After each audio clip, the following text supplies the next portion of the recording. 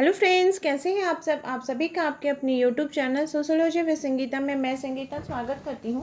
और इस चैनल के माध्यम से हम लोग सोशोलॉजी के कम्पिटिटिव एग्ज़ाम के प्रिपरेशन करते हैं, जिसके अंतर्गत आपको यूट्यूब पे डेली 3 क्लासेस मिलती हैं। मॉर्निंग के 8 बजे के क्लास में हम लोग कवर कर रहे हैं जेपीएससी जेट और यूजीसी नेट के सोशोलॉजी के सिलेबस को। सुबह के 11:30 बजे लाइव क्लास होती है, जिसमें एनसीईआरटी सीरीज़ को कंप्लीट किया जा रहा है। और रात के 8 बजे कवर कर रहे हैं बीपीएससी टीआरई 4.2 और यूपी पीजीटी के सोशोलॉजी के सिलेबस को। आज हम लोग डिस्कस करेंगे बीपीएससी टीआरई 2 का जो प्रीवियस ईयर का क्वेश्चन है उसका डिटेल्स हम लोग एक्सप्लेनेशन देखेंगे। साथ ही साथ इससे हम लोगों को जो टॉपिक है, किस टॉपिक से रिलेटेड एग्ज़ाम में क्वेश्चन पूछे जा रहे हैं उसके बारे में भी जानकारी मिलेगी। तो क्लास को लास्ट तक आप लोग ज़रूर देखिएगा।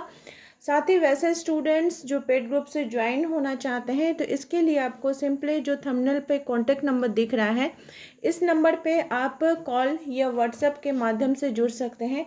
जहां पे मिनिमम प्राइस रखी गई है उसमें आपको आपके सिलेबस के अकॉर्डिंग सोशोलॉजी का कंप्लीट स्टडी मटेरियल मिलेगा और साथ ही साथ सोशोलॉजी का एक्स्ट्रा मटेरियल भी मिलेगा, जो कि आपके एग्ज़ाम के पॉइंट ऑफ व्यू से आपको हेल्पफुल होगा।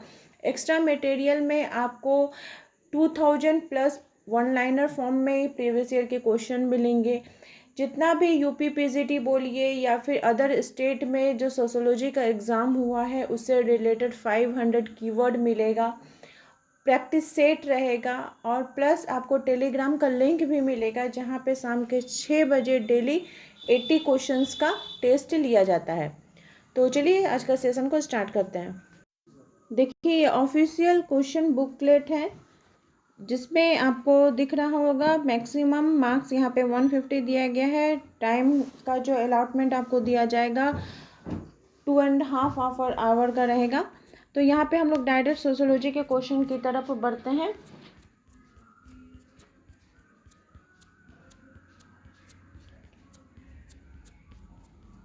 यहाँ पे डायरेक्ट जो सोशोलॉजी का क्वेश्चन है, इंग्लिश क्वेश्चन को स्किप करने के बाद ये रहा, यहाँ से इंग्लिश का क्वेश्चन स्टार्ट हो रहा है सोशोलॉजी का और हम लोग हिंदी के क्वेश्चन की तरफ बढ़ते हैं। और ये देखिए क्वेश्चन नंबर 71 से पूछा जा रहा है।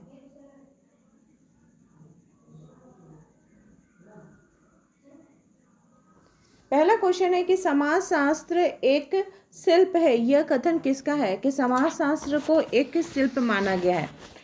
आपको 5 ऑप्शन दिए हुए रहेंगे, जिसमें से 3 ऑप्शन में मान लीजिए आंसर रहेगा, चौथा ऑप्शन रहेगा उपयुक्त में से एक से अधिक और 5वां आंसर रहेगा उपयुक्त में से कोई नहीं। बीपीएससी का जो एग्ज़ाम का पैटर्न है इसी टाइप के आपको 5 ऑप्शन देखने को मिलेंगे। तो समाजशास्त्र एक शिल्प है, ये किसका कथन है? तो ये सी राइट मिल्स का कथन है। किसका है? सी राइट मिल्स का कथन है। सी राइट मिल्स का अगर दूसरे क्षेत्रों में, समाजशास्त्र के अंतर्गत दूसरे क्षेत्र में उन्होंने क्या क्या योगदान दिया है, तो वे सामाजिक परिवर्तन के संदर्भ में बात करते हैं, शक्ति का सिद्धांत के संदर्भ में बात करते हैं, आलोचनात्मक सिद्धांत देते हैं और साथ ही साथ समाजशास्त्र के अंतर्गत सामाजिक संरचना का अध्ययन करते हैं। नेक्स्ट क्वेश्चन पूछा जा रहा है कि समाज के लिए गेसलसॉफ्ट शब्दावली का प्रयोग किनके द्वारा किया गया था? तो गेसलसॉफ्ट और गेमनसॉफ्ट ये शब्दों का प्रयोग किनके द्वारा किया गया था? तो एफ टॉनिच के द्वारा किया गया था। गेसलसॉफ्ट एक जर्मन भाषा का शब्द है। गेसल का मतलब होता है समाज या सोसाइटी और गेमन का मतलब होता है समुदाय। ठीक है, गेमनसॉफ्ट का मतलब होता है समुदाय। नेक्स्ट है, एक समिति में निम्नलिखित में से कौन सी विशेषता होती है? कोई एक समिति यानी कि कोई कमेटी होता है तो उसका विशेषता क्या होता है? तो उसमें आपका मूर्तता होता है, मतलब मूर्त रूप लिए हुए वह होता है, उसको हम देख सकते हैं। उसकी सदस्यता कैसी होती है? तो स्वैच्छिक होती है। औपचारिक संगठन होता है। व्यक्तिगत हितों का प्रभुत्व रहता है। उस कमेटी के अंतर्गत, उस समिति के अंतर्गत संविदात्मक संबंध पाए जाते हैं। विशिष्ट उद्योग उद्देश्यों के लिए वो एकत्र हो किया जाता है। उसके अंतर्गत औपचारिक नियम होते हैं। तो यहाँ पे जो 5 ऑप्शन दिए हैं उसमें से आपका मूर्तता राइट आंसर हो जाएगा। नेक्स्ट क्वेश्चन है कि लोगों के समस्त जीवन का जीने का तरीका को क्या कहा जाता है? तो समस्त जीवन जीने के तरीका हम लोग क्या कहते हैं? संस्कृति कहते हैं। क्या कहते हैं? संस्कृति कहते हैं। नेक्स्ट क्वेश्चन नंबर आपका 75 पूछा जा रहा है कि सामाजिकरण की निम्नलिखित में से कौन सी अवस्था किशोर अवस्था के बाद के क्रम में आती है। सामाजिकरण का जो अवस्था होता है उसमें किशोर अवस्था के बाद क्या आएगा, तो किशोर अवस्था के बाद क्या आएगा, तो युवा अवस्था आएगा। क्या आएगा, युवा अवस्था आएगा। नेक्स्ट है जाति एक बंद वर्ग है, यह कथन किसका है, तो मजुमदार एवं मदन का कथन है। क्या कथन है कि जाति एक बंद वर्ग है। मजुमदार और मदन ने जब अपना शोध किया था, रिसर्च किया था, किसके संदर्भ में, तो जाति प्रणाली के संदर्भ में। तो उन्होंने जब जाति को, कास्ट को अध्ययन किया तो इसके आधार पर उन्होंने इसकी परिभाषा दी, और परिभाषा के देने पर क्या बताया कि जाति जो है वो जन्म से निर्धारित होती है। ठीक है, जाति की जो सदस्यता है वो किससे मिलती है, तो जन्म से निर्धारित होती है, और दूसरा किसी में प्रवेश नहीं किया जा सकता है। ठीक है, तो इसलिए उन्होंने बोला था कि जाति क्या है, एक बंद वर्ग है। नेक्स्ट है भ्रष्टाचार का मूल कारण क्या है। भ्रष्टाचार का मूल कारण, तो प्रजातंत्र का जो निम्न स्तर है यह भ्रष्टाचार का मूल कारण है। नेक्स्ट क्वेश्चन है, क्वेश्चन नंबर 78 पूछा जा रहा है कि भारत में निम्नलिखित में से कौन सा जेंडर का मुख्य मुद्दा है। जेंडर का मुख्य मुद्दा कौन सा है, कमजोर शिक्षा और स्वास्थ्य, यौन उत्पीड़न, किशोर अवस्था में गर्भवती, उपयुक्त में से एक से अधिक, या उपयुक्त में से कोई नहीं। तो जेंडर का मुख्य मुद्दा क्या हो जाएगा, यौन उत्पीड़न। नेक्स्ट है, फिर देखिए क्वेश्चन नंबर 79 से यहाँ पे इंग्लिश में दिया गया है, हम लोग हिंदी क्वेश्चन की तरफ बढ़ते हैं कि निम्नलिखित में से कौन सी प्रक्रिया आर्थिक गतिविधियों में खुलापन से संबंधित है। आर्थिक गतिविधियों में जब खुलापन आता है, मतलब ये किसकी बात कर रहा है, तो वैश्वीकरण की बात कर रहा है, ग्लोबलाइजेशन की है बात कर रहा है। वैश्विक ग्राम की अवधारणा किनके द्वारा दी गई है, कीवर्ड हो जाएगा, ये किनके द्वारा दी गई, तो मैक्लुहान के द्वारा। किनके द्वारा, मैक्लुहान के द्वारा दी गई है। उनकी जो बुक थी understanding media the extension of man, इसमें उन्होंने वैश्विक ग्राम यानी ग्लोबल विलेज की अवधारणा को प्रस्तुत किया था। वैश्विक ग्राम कैसा गांव है, तो यह एक ऐसा गांव, ऐसा विश्व है जहाँ पे इलेक्ट्रॉनिक मीडिया से लोगों को एक दूसरे के साथ जोड़कर रखा जाता है। ठीक है, या फिर वो एक दूसरे को जोड़ दिया है। संस्कृतिकरण की अवधारणा किनके द्वारा दी गई है, तो एम.एन. श्रीनिवास जी के द्वारा दी गई है। जाति किस पर आधारित होती है, तो जाति जो है ये जन्म पर आधारित होती है। नेक्स्ट है सामाजिकरण की प्रक्रिया क्या है, तो सामाजिकरण की प्रक्रिया है सीखने की है, जन्म से मरण तक सीखा जाता है। ठीक है, यह सीखने की प्रक्रिया है। जनजातियां कुछ नहीं बल्कि वे पिछड़ी जाति के हिंदू है, यह कथन किसका है, तो जी.एस. घुरिये का है, कि वो बोले थे कि जनजातियां कोई अलग कुछ नहीं है बल्कि वो पिछड़ा ही हिंदू है। ठीक है, उसके संदर्भ में वे बात करते हैं। सकारात्मक एवं नकारात्मक संपर्क की अवधारणा का प्रयोग किसने किया था, तो इसका प्रयोग किसने, किनके द्वारा किया गया था, गिलिन एवं गिलिन के द्वारा। समाज का उच्च एवं निम्न इकाइयों के मध्य संस्थात्मक विभाजन क्या कहलाता है, तो उसको हम लोग सामाजिक स्तरीकरण, संस्थात्मक विभाजन। ठीक है, स्टेज बाय स्टेज, स्टेप से जो विभाजन रहेगा, तो क्या है, सामाजिक स्तरीकरण है। नेक्स्ट है क्वेश्चन नंबर यहाँ पे दिखाई दे रहा है 87, अंतर समूह बाह्य समूह अब की अवधारणा किसने दी है, तो समनर के द्वारा दिया गया है, अंतर समूह और बाह्य समूह। समनर का अगर दूसरा क्षेत्र में योगदान की बात की जाए तो सामाजिक समूहों के अध्ययन में उनका महत्वपूर्ण योगदान है। सामाजिक विभाजन संघर्ष पर उन्होंने योगदान दिया है। अर्थशास्त्र और राजनीतिक अर्थशास्त्र में योगदान दिया है। फोकवेज इनका महत्वपूर्ण रचना है। ठीक है, जिसमें उन्होंने मोड्स की अवधारणा, जो धार्मिक मोड्स, ये इसके संदर्भ में बात करते हैं। परिहास का संबंध किसके, परिहास मतलब मजाक, मजाक का संबंध किसके बीच रहता है, तो देवर भाभी जीजा साली के बीच रहता है। मनुस्मृति के अनुसार हिंदू विवाह करने की विधियां कितनी है, तो टोटल 8 विधियां। ठीक है, कितनी, तो ऊपर का जो 4 विवाह है वो क्या है, समाज के अंतर्गत मान्य है, सही है, और नीचे का 4 जो है वो उसको उतना वैध नहीं माना गया। अब ऊपर का 4 कौन सा हो जाएगा, ब्रह्म विवाह, देव विवाह, आर्य विवाह और प्रजापति विवाह, और नीचे का हो जाएगा गंधर्व, असुर, राक्षस, पिशाच। ये 4 को नकारात्मक बोला गया है कि ये उतना वैध नहीं है। नेक्स्ट क्वेश्चन है कि निम्नलिखित में से कौन सी जाति की विशेषता नहीं है। जाति जन्म से निश्चित होती है, हाँ ये तो जाति तो जन्म से निश्चित होती है। जाति के सदस्य अपनी जाति में ही विवाह करते हैं, हाँ ये भी सही है। व्यवसाय अनिश्चित होता है, नहीं ये गलत है, क्योंकि जाति का व्यवसाय क्या होता है, निश्चित होता है। तो ये कौन सा नहीं है पूछा जा रहा है, तो आपका ऑप्शन नंबर सी हो जाएगा। नेक्स्ट है वर्ग के व्यक्तियों की क्या होती है, तो एक सी सामाजिक परिस्थिति होती है। भारत सरकार द्वारा पहला भ्रष्टाचार विरोधी अधिनियम कब पारित किया गया था, तो भारत सरकार के द्वारा पहला भ्रष्टाचार विरोधी कानून वर्ष 1947 में पारित किया गया था। कब किया गया था, 1947 में। और ये कानून भारतीय दंड संहिता 1860 के प्रावधानों को पूरा करने के लिए, उसको पूरा करने के लिए, और युद्ध के वर्षों में जो भ्रष्टाचार बढ़ी, रिश्वतखोरी बढ़ी, ये सब जो मामला हुआ था उसको निपटान करने के लिए किया गया था। भ्रष्टाचार निवारण अधिनियम 1988 ने 1947 का जो अधिनियम था उसको बदल दिया, और भारत में भ्रष्टाचार विरोधी कानून का विस्तार हमें देखने को मिलता है। गांव वापस चलो, ये नारा किनके द्वारा दिया गया था, तो महात्मा गांधी जी के द्वारा दिया गया था। कृषक समाज की अवधारणा किनके द्वारा दी गई है, तो कृषक समाज की अवधारणा रॉबर्ट रेडफील्ड के द्वारा दी गई है। किनके द्वारा, रॉबर्ट रेडफील्ड के द्वारा। उनका जो बुक था पिजन सोसाइटी एंड कल्चर, इसमें उन्होंने कृषक समाज की अवधारणा को प्रस्तुत किया था। इसमें उन्होंने कृषक समाज की विशेषताएं बताई थी कि कैसे कृषि आधारित जो अर्थव्यवस्था है वो जो स्थानीय सामुदायिक जीवन है, जो उसके परंपरागत मूल्य है, सांस्कृतिक पैटर्न है, उसको विस्तार से वो वर्णन करता है। इसके संदर्भ में बात की गई थी। नेक्स्ट क्वेश्चन है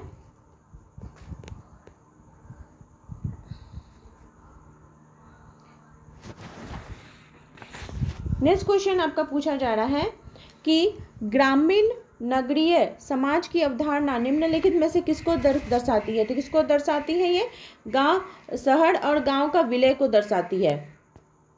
व्यक्तियों के पुनर्समाजीकरण का एजेंसी क्या है, पुनर्समाजीकरण कहाँ पे होता है, तो परिवार में ही व्यक्तियों का पुनर्समाजीकरण हमें देखने को मिलता है।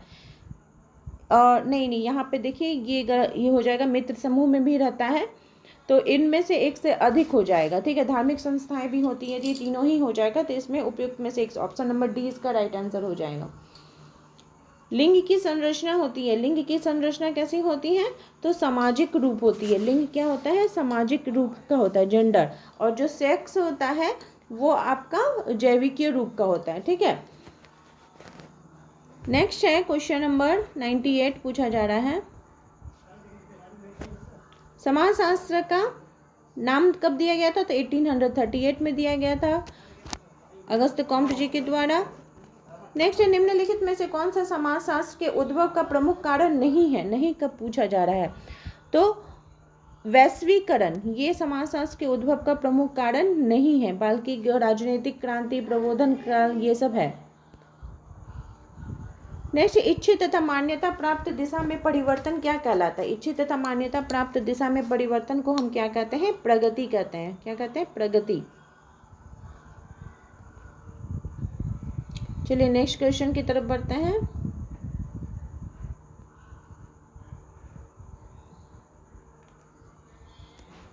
प्राथमिक समूह की अवधारणा किनके द्वारा दी गई थी, तो चार्ल्स कूले के द्वारा प्राथमिक समूह की अवधारणा, प्राथमिक समूह, द्वितीयक समूह, इसकी अवधारणा किनके द्वारा दी गई है, तो चार्ल्स कूले के द्वारा दी गई है। उनकी जो पुस्तक थी सोशल ऑर्गेनाइजेशन, जो कि 1909 में आई थी, इसमें उन्होंने के संदर्भ में बात की थी। और प्राथमिक समूह क्या होता है, जैसे परिवार हो गया, मित्र समूह हो गया, पड़ोसी हो गया, हम उम्र के जो लोग होते हैं वो इसके अंतर्गत आ जाएगा। नेक्स्ट है निम्नलिखित में से कौन सा वैज्ञानिक पद्धति की विशेषता नहीं है, वैज्ञानिक पद्धति की विशेषता नहीं पूछ रहा है, तो व्यक्तिनिष्ठता ये इसकी विशेषता नहीं, बल्कि निश्चयात्मकता, सत्यापनशीलता ये हमें देखने को मिलता है। नेक्स्ट है समाजशास्त्र एक विज्ञान है क्योंकि उसमें उपयोग होता है किसका, समाजशास्त्र में किस चीज़ का उपयोग होता है, तो इसमें आपका समाजशास्त्र में जो सांख्यिकी पद्धति है उसका प्रयोग किया जाता है, तुलनात्मक पद्धति का प्रयोग किया जाता है, वैज्ञानिक पद्धति का प्रयोग किया जाता है, यानी तीनों ही हो जाएगा, इसलिए ऑप्शन नंबर आपका डी राइट आंसर हो जाएगा। नेक्स्ट क्वेश्चन है कि निम्नलिखित में से कौन सा एक समिति का उदाहरण है। किसको हम समिति के अंतर्गत बोलेंगे? कमिटी।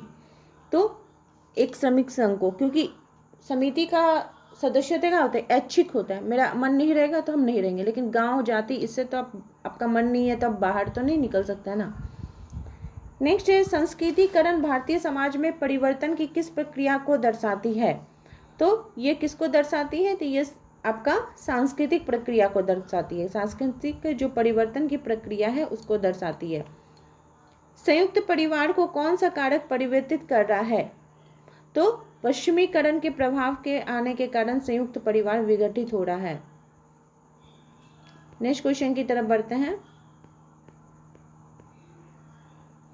हिंदू विवाह एक धार्मिक संस्कार है, ये किनके द्वारा बोला गया है?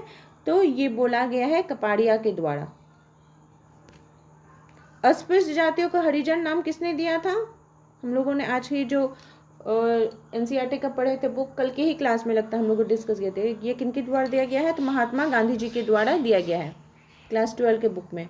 पंचऋण किस धर्म से संबंधित है? पंचऋण हिंदू धर्म में देखने को मिलता है। किसमें देखने को मिलता है? हिंदू धर्म में देखने को मिलता है। कौन कौन सा? देव ऋण, ऋषि ऋण, पितृ ऋण, मनुष्य ऋण और भूत ऋण।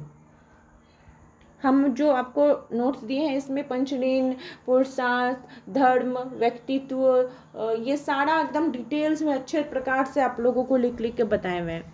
मुस्लिम विवाह क्या है? तो मुस्लिम विवाह एक समझौता है। नेक्स्ट है मुस्लिम विवाह के कितने प्रकार हैं?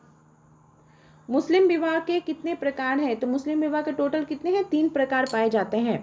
मुस्लिम विवाह के कितने प्रकार? 3 प्रकार। कौन कौन सा? निकाह, मुता और फासिद। क्या हो जाएगा? निकाह विवाह, मुता विवाह, फासिद विवाह। निकाह विवाह क्या होता है? ये सबसे अधिक स्वीकृत और मान्यता प्राप्त विवाह होता है, जो कि शिया और सुन्नी दोनों प्रकार के जो मुसलमान होते हैं उनमें प्रचलित है, और इसकी प्रकृति क्या होती है? स्थायी होती है। मुता विवाह क्या होता है? ये अस्थायी प्रकृति का होता है, जो कि एक निश्चित समय तक के लिए होता है। यह विवाह विशेष रूप से शिया मुसलमान होते हैं उसमें पाया जाता है। फासिद क्या होता है? ये एक प्रकार का अनियमित विवाह होता है, और जब निकाह में जब आवश्यक जो शर्तें होती हैं उसमें जब कमी पाई जाती है तो फिर फासिद विवाह वो कहलाता है। नेक्स्ट है मुख्यतः ग्रामीण व्यवसाय क्या है? ग्रामीणों का व्यवसाय क्या है? तो कृषि ग्रामीणों का व्यवसाय है। सर्वेक्षण है। सर्वेक्षण क्या है? सर्वेक्षण को किसको बोलेंगे कि आपको क्या है सर्वेक्षण के अंतर्गत? तो ये तथ्य संकलन की एक प्रविधि है। क्या है? तथ्य संकलन की एक प्रविधि है। सामाजिक अनुसंधान का उद्देश्य क्या है? सामाजिक अनुसंधान का अन्वेषण करना, व्याख्या करना, गवेषणा करना, यानी ऑप्शन नंबर आपका डी राइट आंसर हो जाएगा, उपयुक्त में से एक से अधिक। नेक्स्ट क्वेश्चन की तरफ बढ़ते हैं। निम्नलिखित में से किसका वैज्ञानिक पद्धति में कोई स्थान नहीं है? किसको वैज्ञानिक पद्धति में स्थान नहीं रहता है? तो मूल्य निर्णय को वैज्ञानिक पद्धति में कोई स्थान नहीं है। सामाजिक अनुसंधान नहीं है। सामाजिक अनुसंधान क्या नहीं है? तो अनियोजित। सामाजिक अनुसंधान अनियोजित नहीं होती है, बल्कि ये व्यवस्थित होती है, नियोजित होती है, वैज्ञानिक प्रक्रियाओं को ये फॉलो करने वाली होती है। और सामाजिक अनुसंधान का हम लोग यूज़ कहाँ पे करते हैं? तो समाज में करेंगे, समाज के अंतर्गत जितनी भी सामाजिक संस्थाएं होती हैं उसमें करेंगे, मनुष्य के व्यवहारों के अंतर्गत करेंगे। इन सभी चीज़ों का अध्ययन यहाँ पे किया जाता है। भारतीय समाज में अल्पसंख्यक समूह कौन सा है? किसको हम अल्पसंख्यक कहेंगे? तो मुस्लिम, सिख, ईसाई, ये सभी अल्पसंख्यक के अंतर्गत आएंगे, क्योंकि इनकी संख्या क्या है? कम है, इसलिए ऑप्शन नंबर डी इसका राइट आंसर हो जाएगा। नेक्स्ट है निम्नलिखित में से कौन सी घरेलू हिंसा से नहीं है? तो पुत्र के साथ दुर्व्यवहार, पत्नी के साथ पत्नी को पीटना। तो देखिए मेनली क्या होता है, पुत्र के साथ जो दुर्व्यवहार है इसको घरेलू हिंसा हम नहीं कहेंगे। महिलाओं के साथ ही जो दुर्व्यवहार किया जाता है वो घरेलू हिंसा के अंतर्गत आता है। नेक्स्ट निम्नलिखित में से कौन सी विशेषता वैश्वीकरण की है? वैश्वीकरण की विशेषता हम किसको कहेंगे? तो जो विश्व संस्कृति है ये किसके अंतर्गत आएगी? वैश्वीकरण की विशेषताओं के अंतर्गत आएगी। नेक्स्ट है राजनीतिक व्यवस्था को कौन सा प्रकार बोलने और प्रदर्शन की स्वतंत्रता की गारंटी देता है? किसमें हम बोलने की स्वतंत्रता रहेगी? प्रजातंत्र के अंतर्गत।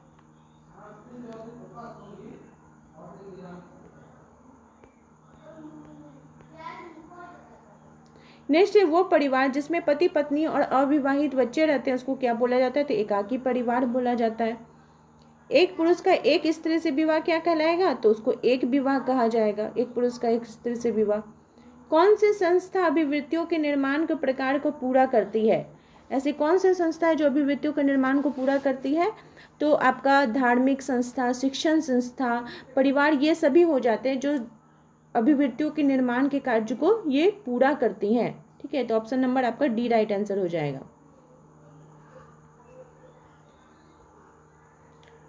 नेक्स्ट क्वेश्चन है कि धर्म का संरचनात्मक पक्ष क्या है? धर्म का संरचनात्मक पक्ष आप किसको मानते हैं?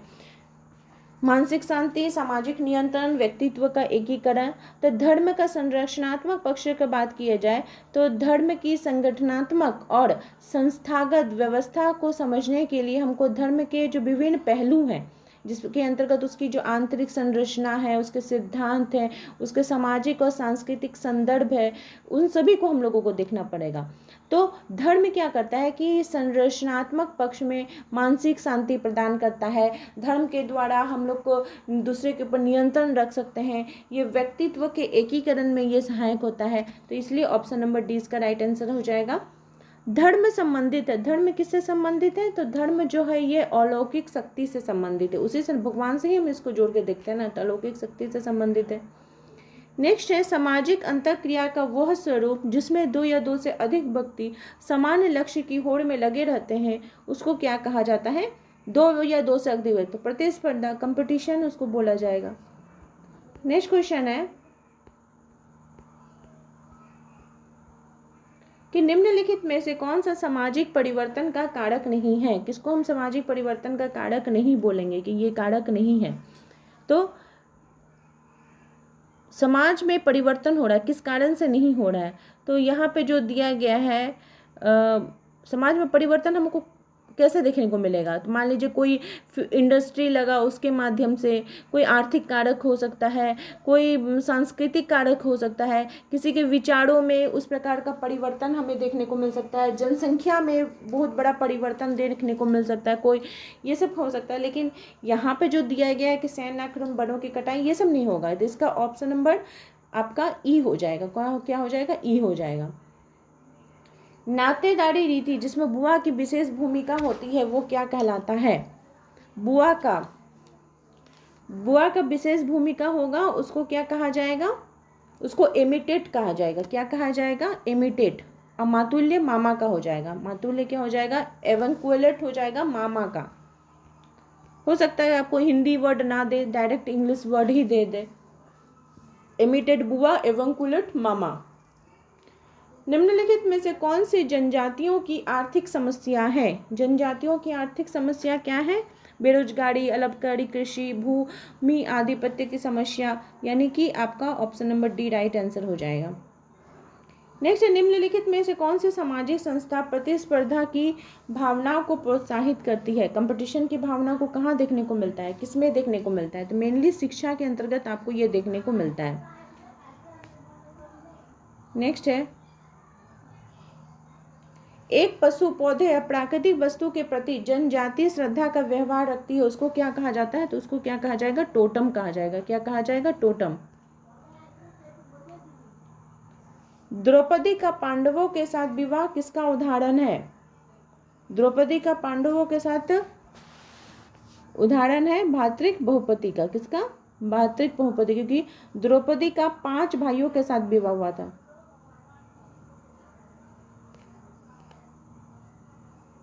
नेक्स्ट, निम्नलिखित में से कौन सा संयुक्त परिवार का लक्षण नहीं है? संयुक्त परिवार का कौन सा लक्षण नहीं है? तो व्यक्तिगत उपलब्धि पर बल।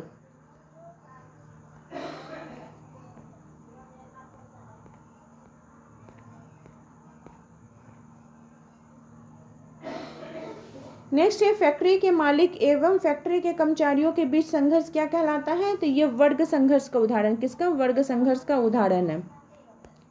नेक्स्ट है, निम्नलिखित में से कौन सी विशेषता जाति व्यवस्था और वर्ग व्यवस्था में सामान्य है? जाति और वर्ग व्यवस्था में सामान्य है। तो यह सामाजिक स्तरीकरण की व्यवस्था के अंतर्गत। नेक्स्ट है जनजातियों के लिए गिरिजन शब्द सबसे पहले किसके द्वारा प्रयोग किया गया था? गिरिजन शब्द का, तो गिरिजन शब्द का सबसे पहले प्रयोग जो है वो ठक्कर बप्पा के द्वारा किया गया था, जिनका कि पूरा नाम था अमृतलाल विठल दास ठक्कर, ठीक है, जिनको कि सब ठक्कर बप्पा के नाम से बोले जाते गिरिजन। तो यहाँ पे जो ऑप्शन दिए गए हैं बी आर अम्बेडकर, ज्योतिबा फुले, महात्मा गांधी, तो ये तीनों तो है नहीं, इसलिए आपका ऑप्शन नंबर ई राइट आंसर हो जाएगा, इनमें से कोई नहीं। नेक्स्ट क्वेश्चन है कि स्वरूपात्मक संप्रदाय की अवधारणा किनके द्वारा दी गई है? स्वरूपात्मक संप्रदाय तो जॉर्ज सीमल के द्वारा दी गई है। किसके द्वारा? जॉर्ज सीमल के द्वारा। स्वरूपात्मक संप्रदाय क्या होता है? तो स्वरूपात्मक संप्रदाय जो होता है वो विज्ञान को एक विशेष, मतलब समाजशास्त्र को बोलता है कि यह एक विशेष विज्ञान है, ठीक है, स्पेशल सब्जेक्ट मानता है। स्वरूपात्मक संप्रदाय के जो थिंकर है, इसमें आपके वानवीज आ जाएंगे, टॉनीज आ जाएंगे, मैक्स वेबर, वीरकांत, रॉस, पार्क और वर्गेस, ये सभी आ जाएंगे, स्पेशल मानता है स्वरूपात्मक में। नेक्स्ट है निम्नलिखित में से कौन सा एक प्राथमिक संबंधी नहीं है? तो चाचा जो है वो प्राथमिक संबंधी के अंतर्गत नहीं आएगा। किसने कहा है कि समाज सामाजिक संबंधों का जाल है? तो समाज सामाजिक संबंधों का जाल है किनके द्वारा बोला? मैकाइवर एवं पेज के द्वारा बोला गया है। नेक्स्ट क्वेश्चन की तरफ बढ़ते हैं। संस्कृति पर्यावरण का मानव निर्मित है, हर्स्कोविट्ज के द्वारा बोला गया है। सांस्कृतिक प्रतिमान के ये आपका अवधारणा किसने दी है? सांस्कृतिक कीवर्ड है, रूथ बेनेडिक्ट के द्वारा दी गई है। सामाजिक संस्तरण का आधार क्या है? सामाजिक संस्तरण का आधार जो होता है वो सामाजिक असमानता है। क्या है? सामाजिक असमानता।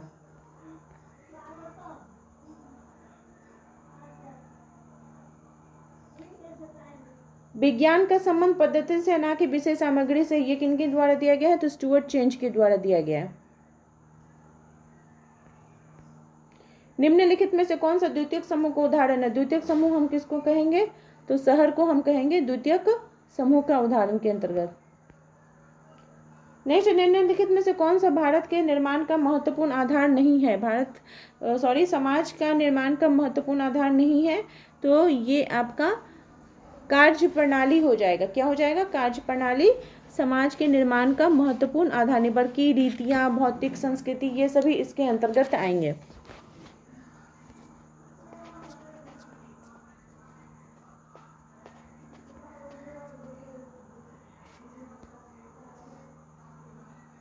सांस्कृतिक तत्व का अभिप्राय। सांस्कृतिक तत्व से आप क्या समझते? किसको समझते सांस्कृतिक तत्व? तो सांस्कृतिक तत्व मतलब संस्कृति की जो एकदम सबसे छोटी इकाई होती है उसको कहा जाता है। निम्नलिखित में से कौन सा एक कारण पर्यावरणीय संसाधनों के क्षीणता में योगदान देता है? तो खनिजों का जो अत्यधिक खनन है, छिन्न हो रहा, मतलब क्षय कर रहा है, क्षति कर रहा है। नेक्स्ट, किसने आधुनिकता को एक अपूर्ण परियोजना समझा है? कि आधुनिकता क्या है? ये एक अपूर्ण परियोजना है। ये किनके द्वारा बोला गया है? तो ये आपका बोला गया हेबरमास के द्वारा। किसके द्वारा? हेबरमास के द्वारा बोला गया है, जो कि एक जर्मन दार्शनिक और थिंकर थे, सोशोलॉजिस्ट थे।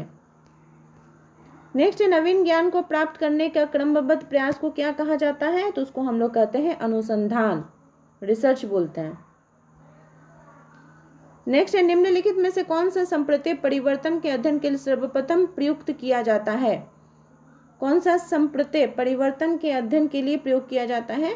तो हम लोग ब्राह्मणीकरण, ये जो संप्रत्यय है ये परिवर्तन के अध्ययन के लिए प्रयुक्त किया जाता है। ब्राह्मणीकरण का अवधारणा भी एम.एन. श्रीनिवास जी के द्वारा दी गई थी। यह एक ऐसी सामाजिक प्रक्रिया है जिसमें जो निम्न जातियां हैं और जनजाति वो ब्राह्मण जाति के रीति रिवाजों, अनुष्ठानों, प्रथाओं को अपनाती है। ये संस्कृति के साथ आप इसको जोड़कर देख सकते हैं और उसी प्रकार से ये आप इसको कोरिलेट करके अच्छे प्रकार से समझ सकते हैं। और ये ब्राह्मणीकरण की अवधारणा किनके द्वारा दी गई है? तो एम.एन. श्रीनिवास जी के द्वारा दी गई।